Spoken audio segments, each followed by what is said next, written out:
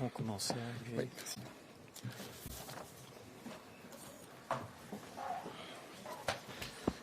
Welcome to our press conference following our formal summit. We will be releasing the conclusions, all of them, in a short while. President, you have the floor. Merci beaucoup. Bonsoir à chacune et à chacun d'entre vous. Nous venons de clôturer il y a quelques instants un sommet européen avec des points importants, des points difficiles à notre agenda. Et dans un contexte que chacun mesure, puisqu'il y a un mois, une guerre a été déclenchée sur le sol européen. Nous avons consacré notre soirée hier en Conseil européen avec la participation du président des États-Unis à adresser ce sujet de la situation en Ukraine. Et je voudrais réaffirmer, vous avez pu le voir dans le cas des conclusions qui ont été approuvées, cette volonté affirmée, cette volonté forte, solide, de dire notre unité en tant qu'Européens, mais également avec nos partenaires transatlantiques et l'ensemble de celles et ceux qui veulent défendre le droit international. Unité pour imposer des sanctions. Nous avons décidé de continuer à travailler pour resserrer la capacité de rendre ces sanctions effectives et de tenter de lutter contre les mécanismes directs ou indirects qui permettent d'éviter les sanctions. Ça suppose un engagement avec un certain nombre de pays tiers. Nous avons également décidé de continuer à travailler pour être prêts à prendre des mesures additionnelles en relation, en coopération avec nos partenaires. Nous avons aussi eu l'occasion d'adresser la question du soutien à l'Ukraine, soutien qui se traduit, vous le savez, en équipements militaires. C'est une première pour l'Union européenne puisque ce sont aussi des équipements létaux qui sont envisagés, en soutien financier. Et je voudrais épingler ici cette décision de travailler pour réussir à mettre en place un fonds fiduciaire de soutien en solidarité avec l'Ukraine. Nous allons nous activer pour tenter de rendre ce projet effectif aussi vite que possible.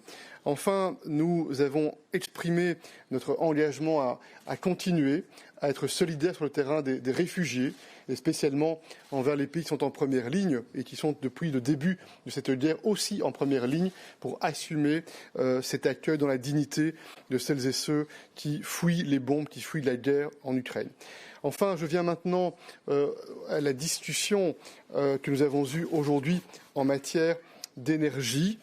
C'était, vous le savez, un sujet difficile, un sujet parce que nous sommes confrontés partout en Europe à un impact de la situation actuelle, mais un impact qui a déjà démarré avant la guerre sur les prix de l'énergie en général, le gaz et l'électricité.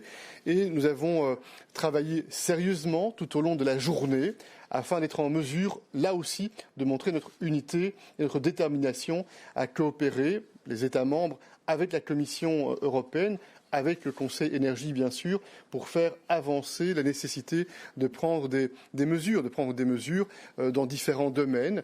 Dans le domaine du stockage, ce n'est pas la première fois qu'on en parle, dans le domaine de cette option qui vise à mettre en place des mécanismes d'acquisition conjointe et également dans cette volonté de prendre en compte l'ensemble des propositions qui figurent dans la note que la Commission a partagée avec nous, mais de travailler aussi avec les acteurs économiques afin d'identifier de la manière la plus précise quelles sont les mesures qui sont les plus pertinentes pour avoir un impact utile. Enfin, un dernier point, et je ne suis pas exhaustif ce soir naturellement puisque je me réfère aux conclusions. Nous avons aussi adressé la question de la Bosnie-Herzégovine. Vous verrez les conclusions à cet égard. Nous voulons être engagés pour tenter de participer à tout ce qui est nécessaire pour stabiliser la situation. Nous avons aussi préparé le sommet institutionnel qui aura lieu la semaine prochaine avec la Chine. Et je n'oublie pas la question de la sécurité alimentaire, qui est un sujet essentiel en lien avec la situation actuelle, pour lequel nous lançons cette initiative sur laquelle nous allons maintenant travailler en lien notamment avec les pays en développement et notamment avec l'Union africaine, l'initiative Farm qui vise à mobiliser les différents instruments à notre disposition pour tenter de rencontrer le défi auquel nous allons être collectivement confrontés sur le terrain de la sécurité alimentaire. Voilà quelques-uns des éléments que je souhaitais partager ce soir à l'issue de ce sommet européen. Je vous remercie. Merci, Monsieur le Président. Madam President, you have the floor. Thank you, Barend. Dear Charles, let me take the opportunity to congratulate you, first of all, for the extension of your mandate as President of the Council. So I'm very much looking forward to the second round. Indeed, yesterday, President Zelensky impressively described the unfolding of Putin's war, the atrocities and the cruelties, the ruthlessness of Putin's army, sparing neither children nor women, neither young nor old. And President Zelensky described the courage of Ukrainians who are resisting bravely. They have the whole European Union behind them. Democracies of the world stand together against Putin's war. And if there's anything Putin did not expect, it is our unity, it is the speed of our action, and it is our determination. We will further increase our support to Ukraine, we will sharpen our sanctions, and we will break free from Russian fossil fuels. First on sanctions, the four waves of sanctions we took against Russia are biting hard. They're running deep into the Russian economy, drying out the resources to finance this war. Now all our efforts should be on enforcing these sanctions and on preventing circumvention and evasion. Second, on support to Ukraine, right now round about 10 million Ukrainians are either internally displaced or seeking shelter abroad. They need urgently our help. In Ukraine, we provide humanitarian aid. We are also actively working on securing safe passage for humanitarian convoys. And I want to thank from the bottom of my heart those EU countries bordering Ukraine which are welcoming refugees with open arms. To support them, we have made available important sums of money. I'm talking about the 17 billion euros, mostly from flexibilized cohesion funds. This money can be used for schooling, for housing, healthcare, for example. The amounts are important, but we also need to know that speed really matters at the moment being, and the money is needed now. And this is the reason why we're making sure that 3.4 billion euros of this bigger package of 17 billion will be front-loaded, so to give immediately liquidity to the member states that are hosting refugees. We also support those in Ukraine who so bravely resist the Kremlin's forces.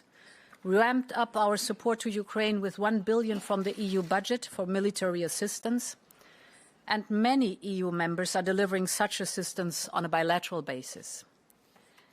On top of this, we have presented measures to support food security and agriculture in Ukraine. Because Putin's war is starting to have a serious impact on food security in Ukraine and globally.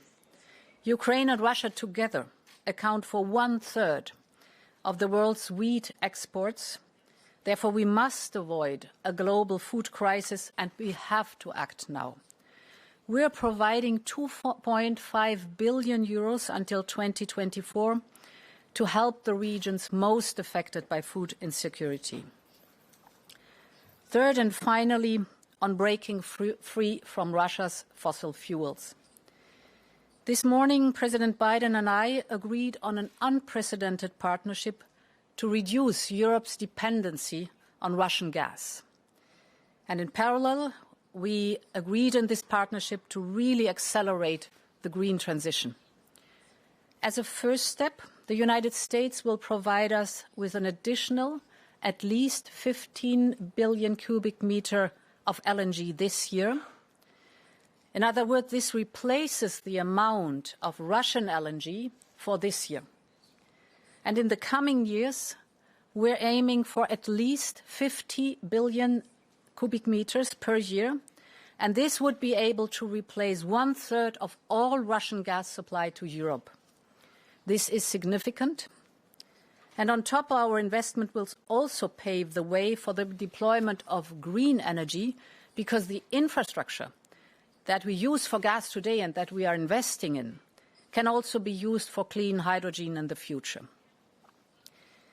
This agreement with the United States was a positive development ahead of the leaders' discussion on energy this morning. And this is my last remark.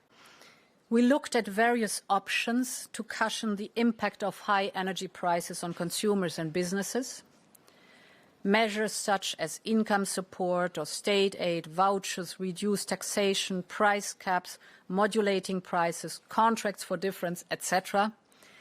All options we presented have pros and cons, but first and foremost, we need to look at the root causes of high electricity prices, and this is in big part high and volatile gas prices. The energy mix and concrete situation in our member states is very different, but we need to work together to pull our weight. And this is why I advocated for a strong European approach. If we look at the gas market, the pipeline gas market, 75% of the global pipeline gas market is the European market. So we have an enormous purchasing power. Therefore, I welcome that we will now use our collective bargaining power. Instead of outbidding each other and driving prices up, we will pool our demand. In addition, we must complete pipeline infrastructure and ramp up our storage and the interconnectors. We proposed a minimum storage of 80% underground for next winter, rising to 90% then in the following years. This will be our insurance policy against supply disruption. But it is also time to look at the design of our energy market. You know this topic. This is the question of decoupling the gas price from the overall electricity price. We will present options for that in May. Thank you very much. Thank you, Madam President. We'll just take a couple of questions because it's been a long day. Silvia Martinez, please come to the stand if you can.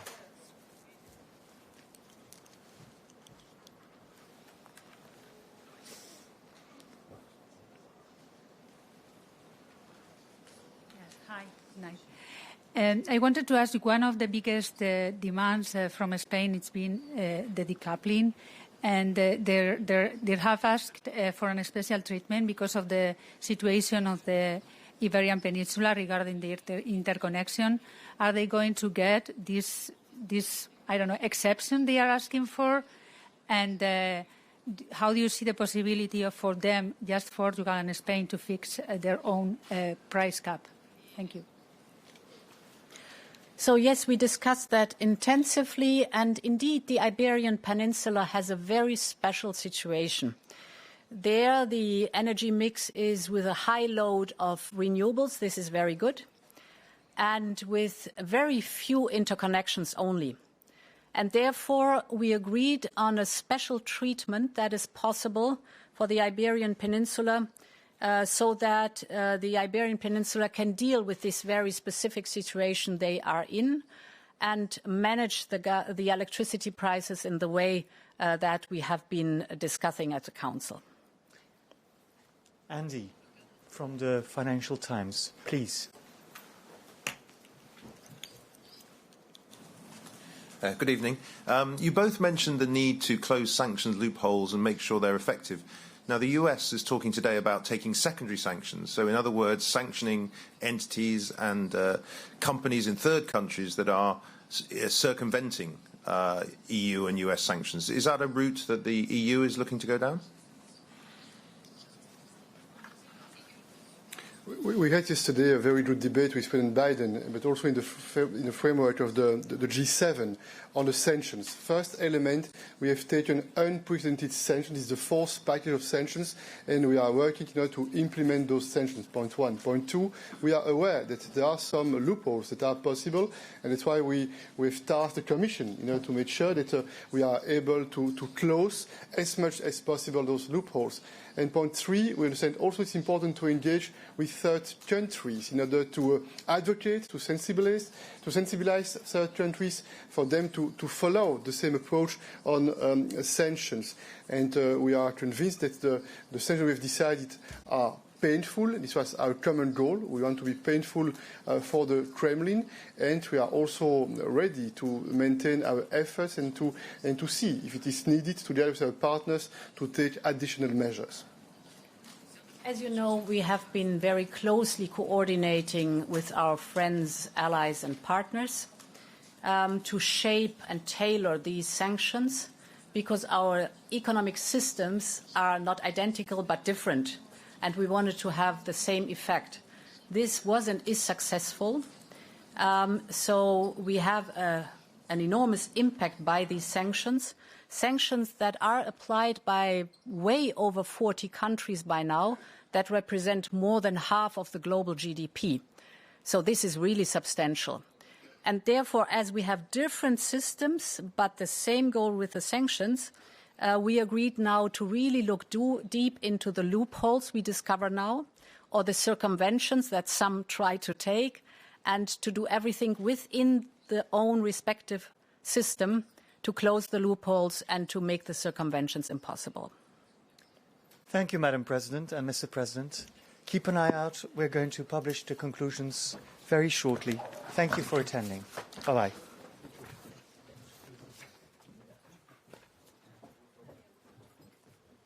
C'était short. Ils sont claqués.